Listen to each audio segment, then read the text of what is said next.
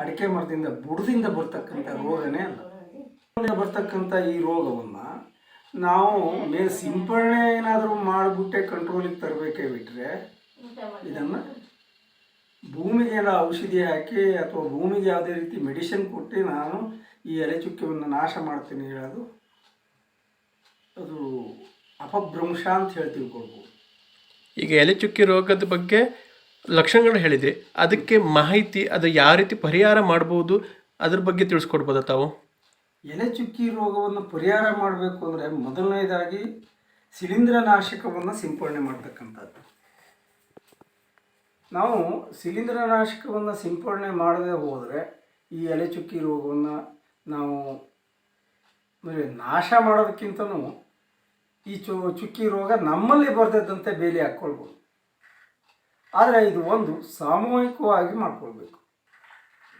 ಬರೀ ಒಬ್ಬರಿಗೆ ಅಥವಾ ಒಂದು ಏರಿಯಾದಲ್ಲಿ ಒಂದು ಅಲ್ಪ ಜಾಗದಲ್ಲಿ ನಾನು ಮಾಡ್ಕೋತೀನಿ, 10 ಜನ ರೈತರ ಜಮೀನಿದ್ದಂಥ ಕ್ಷೇತ್ರದಲ್ಲಿ ಒಬ್ಬರು ಇಬ್ಬರು ಮಾಡಿದರೆ ಇದರ ವಿನಾಶ ಮಾಡೋದು ಕಷ್ಟ. ಕಾರಣ ಇಷ್ಟೇ, ಇದು ಗಾಳಿಯಲ್ಲಿ ಹರಡ್ತಕ್ಕಂಥ ಶಿಲೀಂಧ್ರ. ಇದನ್ನು ವಿನಾಶ ಮಾಡಲಿಕ್ಕೆ ಏನಾಗುತ್ತೆ ಅಂತಂದರೆ ನಾನು ನನ್ನ ಕ್ಷೇತ್ರದಲ್ಲಿ ಮೆಡಿಷನ್ ಮಾಡಿ ಅಲ್ಪ ದಿನ ಮಟ್ಟಿ ಶಿಲೀಂಧ್ರವನ್ನು ನಾಶಕವನ್ನು ಬಳಸಿದೆ ಅಂತ ಆದರೆ ಕಂಟ್ರೋಲಿಗೆ ಬರ್ಬೋದು. ಆದರೆ ಈ ಶಿಲೀಂಧ್ರ ನಾಶಕದ ಪವರ್ ಕಡಿಮೆ ಆದ ಕ್ಷಣ ಪಕ್ಕದಲ್ಲಿರ್ತಕ್ಕಂಥ ಎಲೆ ಚುಕ್ಕಿ ಹೀಗೆ ಸಂಬಂಧಪಟ್ಟಂಥ ಶಿಲೀಂಧ್ರಗಳು ಮತ್ತೆ ಇಲ್ಲಿ ಬಂದು ಕೂತ್ಕೊಳ್ಳುತ್ತೆ. ಹೀಗಾಗಿ ಆ ಏರಿಯಾದಲ್ಲಿ ಇದನ್ನು ನಾಶ ಮಾಡೋದು ಕಷ್ಟ ಆಗುತ್ತೆ. ಅದಕ್ಕೆ ಯಾವ ರೀತಿ ಮೆಡಿಸಿನ್ ಅಥವಾ ಔಷಧಿಗಳನ್ನು ಹಾಕೋ? ಶಿಲೀಂಧ್ರ ನಾಶಕಗಳು ಹಲವಾರುಗಳು ಸಿಗ್ತದೆ. ಇದು ಅಂತ ಹೇಳಿದ ಕೊನೋಸೋಲ್ಗಳು ಬೇಕಾದ ಸಿಗುತ್ತೆ, 1-2 ಅಂತ ಏನಲ್ಲ. ಅವುಗಳನ್ನು ನಾವು ಸಿಂಪಡಣೆ ಮಾಡಬೇಕಾಗುತ್ತೆ. ಸಿಂಪಡಣೆ ಮಾಡಿದಾಗ ಯಾವುದೇ ಶಿಲೀಂಧ್ರವನ್ನು ನಾವು ಸಿಂಪಡಣೆ ಮಾಡಿದರೂ ಅವುಗಳು ಸ್ವಾಭಾವಿಕವಾಗಿ 35-40 ದಿವಸ ಕೆಲಸ ಮಾಡ್ತಕ್ಕಂಥದ್ದು. ಈಗ ತುತ್ತ ಸುಣ್ಣ ಹೊಡಿಬೋದು ಅಂತಾರೆ, ಅದರಿಂದ ಏನಾದ್ರು ಇಫೆಕ್ಟ್ ಇದೆಯಾ? ತುತ್ತ ಸುಣ್ಣವನ್ನು ಹೊಡೆಯೋದ್ರಿಂದನೂ ಅಷ್ಟೇ ಏನಾಗುತ್ತೆ ಅಂದರೆ 35-40 ದಿವಸ ಈ ಎಲೆ ಚುಕ್ಕಿ ರೋಗ ಎಲೆ ಮೇಲೆ ಕೂತ್ಕೊಳ್ಳೋದಿಲ್ಲ, ಕವರಿಂಗ್ ಆಗಿರುತ್ತೆ.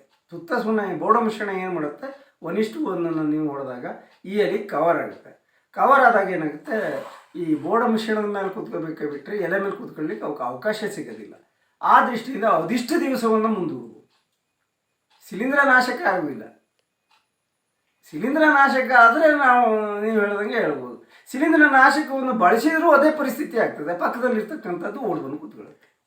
ಹೇಗೆ ಜೇನಿಗೆ ಕ್ಷೇತ್ರ ಇಲ್ವೋ, ಈಗ ನಿಮ್ಮನೆ ಕ್ಷೇತ್ರದಲ್ಲಿ ನೀವು ಜೇನಿಟ್ಟರೆ ಅದು ಪಕ್ಕದ ಮನೆ ಕ್ಷೇತ್ರಕ್ಕೆ ಹೋಗಿ ಯಾರು ಆಹಾರ ತಗೊಬರುತ್ತೆ.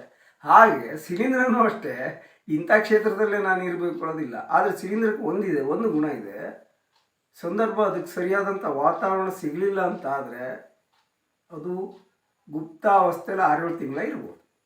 ಅದು ಯಾವ ಟೈಮ್ನಲ್ಲಿ ಹೆಚ್ಚಿಗೆ ಕಾಣಿಸ್ಕೊಳ್ಳುವಂಥದ್ದು?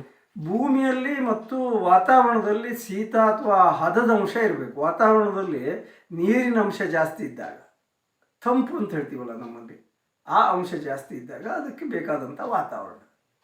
ಅತಿಯಾದಂಥ ಸೆಕೆ ಬಿಸಿಲು ಬಿದ್ದವಾಗ ಅದು ತನ್ನ ಎಲ್ಲಿ ತಂಪದೆ ಅಲ್ಲಿ ಹೊಕ್ಕೊಂಡು ಕೂತ್ಕೊಳ್ತದೆ ಅಷ್ಟೇ ಹೇಳ್ಬೋದು. ಬಿಟ್ಟರೆ ಇದಕ್ಕೆ ವಾತಾವರಣ ಯಾವುದು ಅಂತಂದರೆ ಆ ರೀತಿ ವಾತಾವರಣ, ಅದಕ್ಕೆ ಬೇಕಾದಂಥ ವಾತಾವರಣ ಅಂದರೆ ಸ್ವಲ್ಪ ತಂಪು ಮತ್ತು ಶೀತ.